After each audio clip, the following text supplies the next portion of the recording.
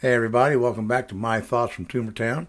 Today, we're just going to kind of go over me and give you a brief overview since you know very little about me at this point. As I said before, I'm 66 years old. I'm a college educated professional. My college degree was in theater arts, pretty useless degree, I grant you. It really didn't serve me much good throughout my life, but it was a hell of a lot of fun going to college in any case. So, all that aside.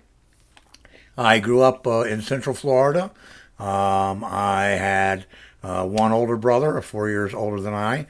Later on, got a foster brother who was, I believe, 6 years older than me.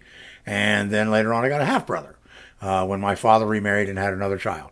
So I have one brother, one foster brother, one half brother. So that's kind of my sibling range there.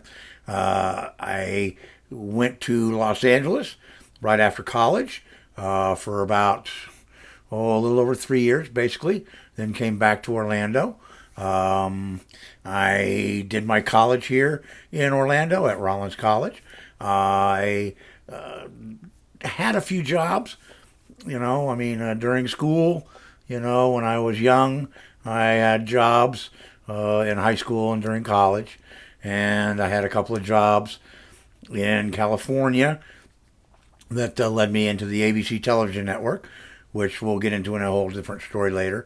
And then when I came back to Orlando, I had a few jobs before I finally kind of figured out I really wasn't employee material, so to speak. So in 1984, I went ahead and went independent.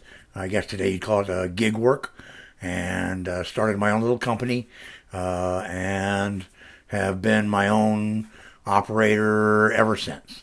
I started out in the mid 80s doing single camera and multi camera film and video production.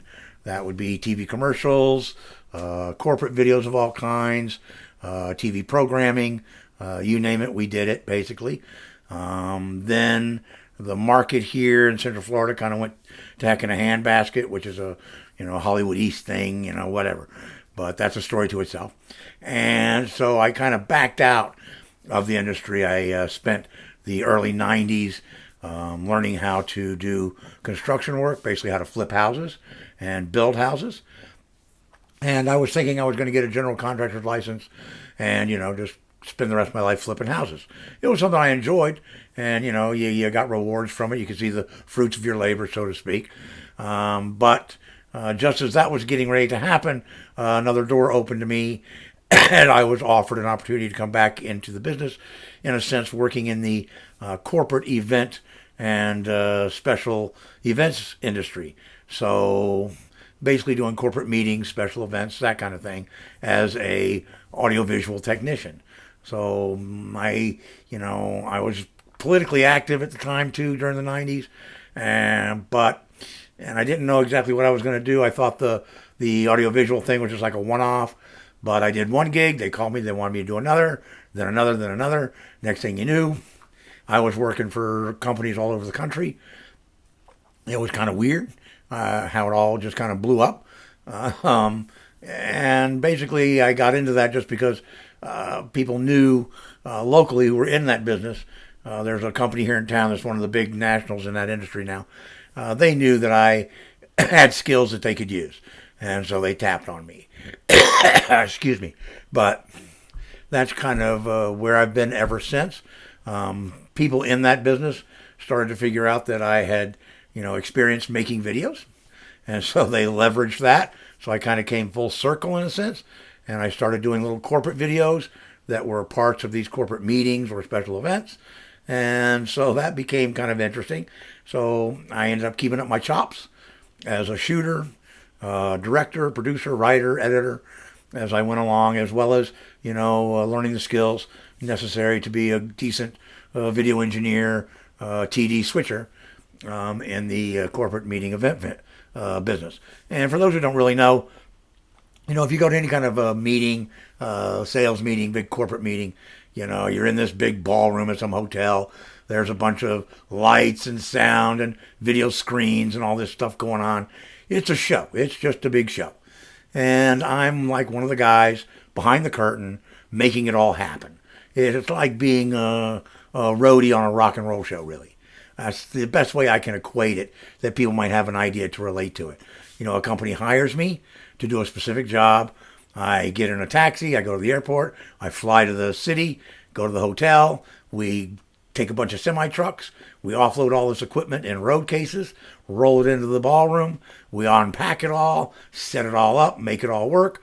We do all the rehearsals so the clients know what they're doing, we all know what we're doing, and then we do the actual show live for the attendees, and they get all the speeches and presentations and boo-boo-boo, you know, all the gas up their skirt, all that sort of stuff. And then when it's all over, we pack it all up, put it back in the trucks, ship it away, fly home, and get ready to go to the next show. That's pretty much what I did. Now, I can't do it anymore, obviously, but and a lot of people think it's, you know, very exciting. Oh, you're traveling, all this. But believe me, travel gets old really, really quick.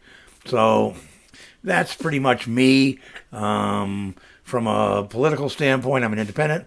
People who know me might tell you that I'm really far left. Others who know me even better might say, you know, in certain areas I'm kind of pretty much far right. So it really depends on what you're asking me and what we're talking about in a political sense. I'm not religious. I never go up religious, so I don't practice any religion. I don't belong to any church. Don't do any of that stuff. I have been married to the same lovely woman for 35 years. Why she stays married to me, I don't know, but she does. And she's taking real good care of me at this point in my life, even though I am a real sourpuss, trust me, most of the time to deal with. Well, we didn't have any children. We did rescued cats, so, you know, hence the hat, right? I'm a cat dad, sentenced for life, you know. I understand the deal with cats. You know, they rule me, I don't rule them. That's the way it goes. But that's a whole nother issue unto itself. That's about it as far as who I am at this moment in time. As I said, I'm terminally ill, suffering from lung cancer, emphysema, and pneumonia. So we don't know what's going to kill me first and when, but something obviously will. So that's kind of me in a nutshell. And we'll try to go on. And you'll probably learn more through other videos about little bits and pieces of me as we go. But for now, I assume that's enough to get you by. Peace and hang 10.